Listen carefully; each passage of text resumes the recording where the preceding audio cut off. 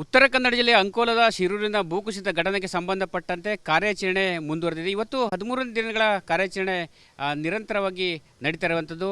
ನಿನ್ನೆಯಿಂದ ಸಾಹಸಿ ಯುವಕರ ತಂಡವಾಗಿರುವಂಥ ಈಶ್ವರ್ ಮಲ್ಪೆ ಅವರ ತಂಡದಿಂದ ಕಾರ್ಯಾಚರಣೆ ನಡೆದಿದೆ. ಈಗಾಗಲೇ ಗಂಗಾವಳಿ ನದಿಯಲ್ಲಿ ಶೋಧ ಕಾರ್ಯವನ್ನು ಕೂಡ ಮಾಡಿರುವಂಥದ್ದು. ಈ ಬಗ್ಗೆ ಮಾತಾಡಲು ಈಶ್ವರ್ ಮಲ್ಪೆ ಅವರು ನಮ್ಮ ಜೊತೆಗಿದ್ದಾರೆ. ಸರ್, ಈಗ ನಿನ್ನೆ ಕೂಡ ಕಾರ್ಯಾಚರಣೆ ನಡೆದರೆ ನಿನ್ನೆ ಕಾರ್ಯಾಚರಣೆ ವೇಳೆಯಲ್ಲಿ ನಿಮ್ಗೆ ಏನೇನು ಕಂಡು ಬಂತು? ನಮಸ್ತೆ ಸ್ನೇಹಿತರೆ, ನಿನ್ನೆ ನಾವು 11 ಗಂಟೆಗೆ ಶುರು ಮಾಡಿದ್ದೆ, 11:30 ಆಗ್ಬೋದು. ನಮಗೊಂದು 4 ಪಾಯಿಂಟ್ ತೋರಿಸಿದ್ದಾರೆ. 4 ಪಾಯಿಂಟಲ್ಲಿ ಇದೆ ಅಂತ ಇಸ್ರೋದವರು, ಮತ್ತು ಅಲ್ಲಿಂದ ಏನು GPS ಇದೆ ಅಲ್ಲಿ ಇದೆ ಅಂತ ಹೇಳಿ ಪಾಯಿಂಟ್ ಹಾಕಿದ್ದಾರೆ. ಆ 4 ಪಾಯಿಂಟಲ್ಲಿ 3 ಪಾಯಿಂಟ್ ನಾವು ನಿನ್ನೆನೇ ಹುಡುಕಾಡಿದ್ದೇವೆ. ನಿನ್ನೆ ಹುಡುಕಾಡಲಿಕ್ಕೆ ಅಂದರೆ ಅಷ್ಟು ಸುಲಭ ಅಲ್ಲ, ಯಾಕೆಂದರೆ ನೀರಿನ ಪ್ರೆಷರ್ ಇದೆ, ನೀರಿನ ಕತ್ತಲೆ ಆವರಿಸಿದ ನೀರು ಆಳದಲ್ಲಿ ಕುಲುಷಿತವಾಗಿದೆ.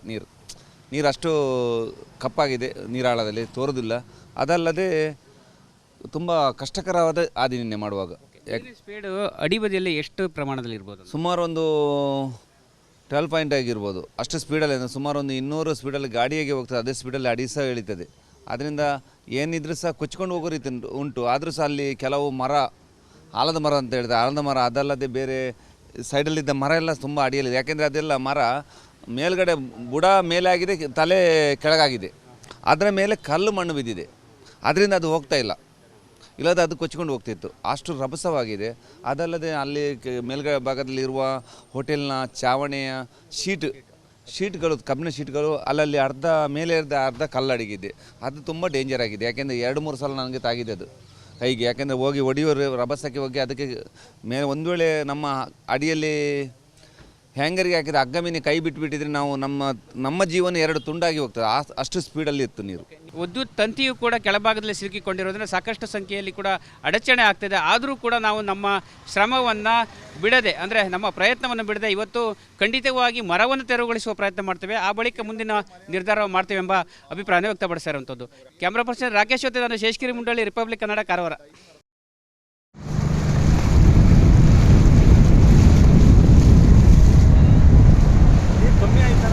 ಹಾಂ, ಲೋ ಟೈಡ್ ಅಲ್ಲ.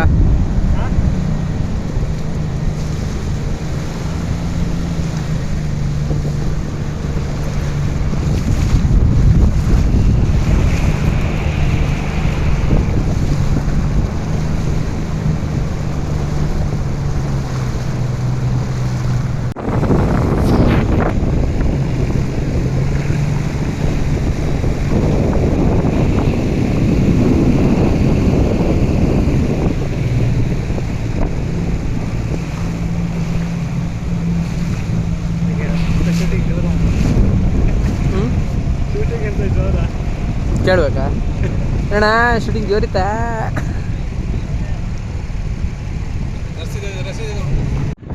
ಅಲ್ಲಿ ರೆಸ್ಟೋರೆಂಟ್ ಶರಣಲ್ಲಿ ಧೋನಿಗೆ ಮೇಲೆ ಹತ್ತುತ್ತಾ ಇದ್ದಾರೆ. ಹಾಂ,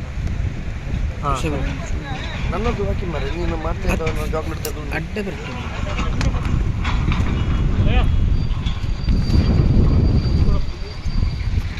ಊಟ ಮಾಡು, ಅಣ್ಣದು ನೋಡ್ಬಿಟ್ಟು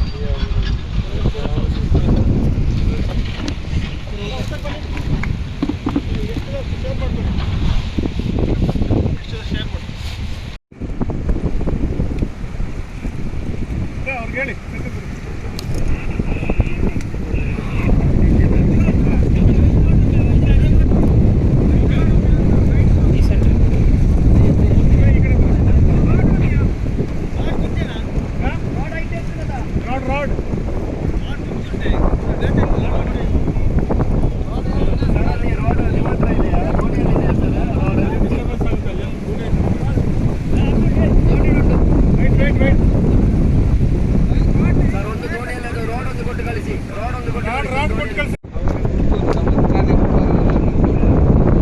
ಈಗ ಈಶ್ವರಣ್ಣರವರು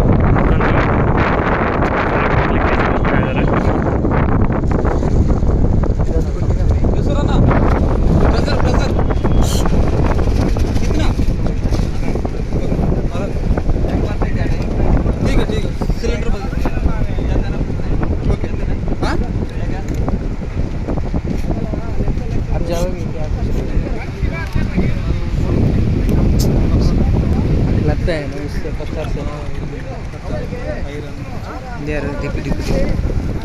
ತನಕದ ಕಾರ್ಯಾಚರಣೆ ಬಗ್ಗೆ ಒಂದು ಸ್ವಲ್ಪ ಎರಡು ಪಾಯಿಂಟ್ ನೋಡ್ತಾ ಇದ್ದೆ. ಒಂದು ಪಾಯಿಂಟ್ ಇಲ್ಲಿ ನೋಡಿದೆ, ಮತ್ತೊಂದು ಪಾಯಿಂಟ್ ತುಂಬ ಕ್ರಿಟಿಕಲ್ ಆಗಿದೆ. ನೀರು ತುಂಬ ಪ್ರೆಷರ್ ಇದೆ. ನೆಕ್ಸ್ಟ್ ಪಾಯಿಂಟ್ಗೆ ಸ್ವಲ್ಪ ಕಮ್ಮಿ ಇದೆ, ಅಲ್ಲಿ ಪ್ರೆಷರ್ ಕಮ್ಮಿ ಇದೆ. ಈಗ ಆ ಪಾಯಿಂಟಿಗೆ ಹೋಗ್ತಾ ಇದ್ದೇವೆ ನಾವು. ಈಗ ಒಂದು ಪಾಯಿಂಟಲ್ಲಿ ಏನಂದರೆ ತುಂಬ ಮರಳು ಮಂಡೆ ಈ ಥರ ಕಲ್ಲೆಲ್ಲ ತುಂಬ ಇದೆ ಅಡಿಯಲ್ಲಿ, ಎಲ್ಲ ಅಡಿಗೆ ಬಿದ್ದಿದೆ. ನಾವು ಕಬ್ಬಿಣ ಹಾಕುವಾಗ ಸುಮಾರು ಅಡಿಗೆ ಹೋಗ್ತೀವಿ. ನಾವು ಒಂದು ಅದೇ ಸಿಗ್ತದಂತ ತುಂಬ ಕಷ್ಟಪಡ್ತಿದ್ದೀರಿ, ನೋಡ್ತಾ ಇದ್ದೇವೆ ಆಗದಿಂದ ಸರ್ ನಾವು. Thank you sir.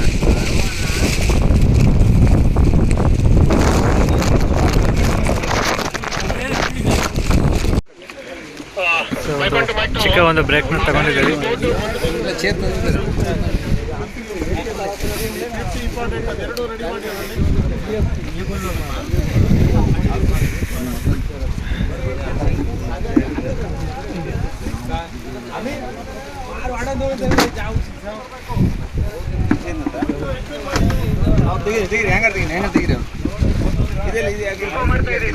ಮುಂದೆ ಪಡ ಅವಗೆ ಪಡ ಅವಗೆ ಪಡ ಹ್ಯಾಂಗರ್ ತೆಗೀರಿ ಸರ್. ಬೋಟಿದ್ದು ಹ್ಯಾಂಗರ್ ತೆಗೀರಿ.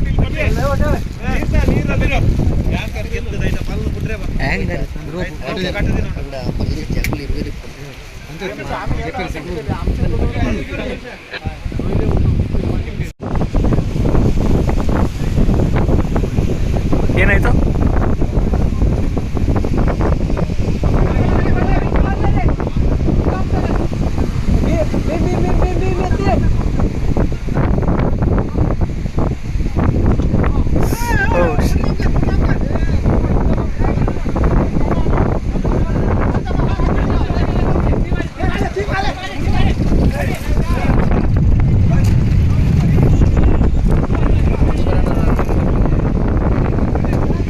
ಸೊ ಈಶ್ವರಣ್ಣ ಏನು ರೋಪ್ ಇಟ್ಕೊಂಡಿತ್ತು, ಆ ರೋಪು ಕೈಯಿಂದ ಮಿಸ್ ಆಗಿದೆ. ಮಿಸ್ ಆಗಿ ಈಗ ಮುಂದೆ ನೀರು ಫೋರ್ಸ್ ಇರೋದ್ರಿಂದ ಆ ಕಡೆಗೆ ಹೋಗ್ತಾ ಇದ್ದಾರೆ. ರೋಪ್ ಬಿಡಿ.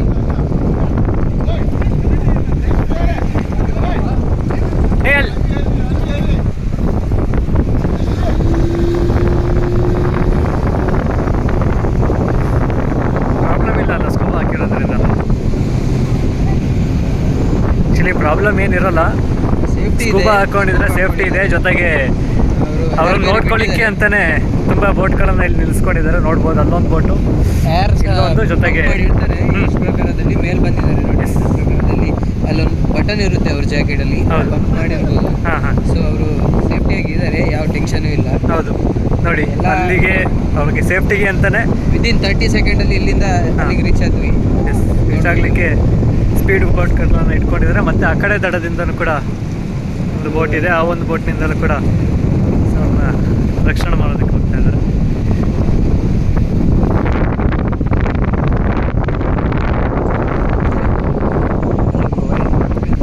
ಹಾಂ,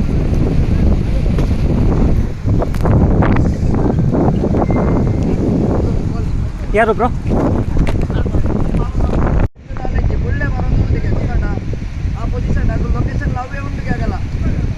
ಏನಾಯಿತು? ಅವರು ದೋಣಿ ಇರೋ ಸ್ಥಳದಲ್ಲಿ ಹಾಂ ಬಬಲ್ಸ್ ಬರ್ತಾ ಇದೆ ಅಂತೆ. ಹೌದು. ಅದು ಆ ದೋಣಿನಾ? ಅಂದ್ರೆ ಅಲ್ಲಿ ಈ ದೋಣಿ ಇದೆಯಲ್ಲ, ಹಾ. ಆ ಪೋರ್ಷನ್ ಹಾಂ ಬಬಲ್ಸ್ ಬರ್ತಿದೆ ಅಂದ್ರೆ ಅಲ್ಲಿ ಏನೋ ಒಂದು ಇರ್ಬೋದು ಅಂತ ಒಂದು ಶಂಕೆ. ಹಾಗೆ. ಹಾಗೆ ಈಗ ಅಲ್ಲಿ ಹೋಗಿ ಅಲ್ಲಿ ಸ್ವಲ್ಪ ಹುಡುಕಾಡ್ತಾರೆ. ಹಾಂ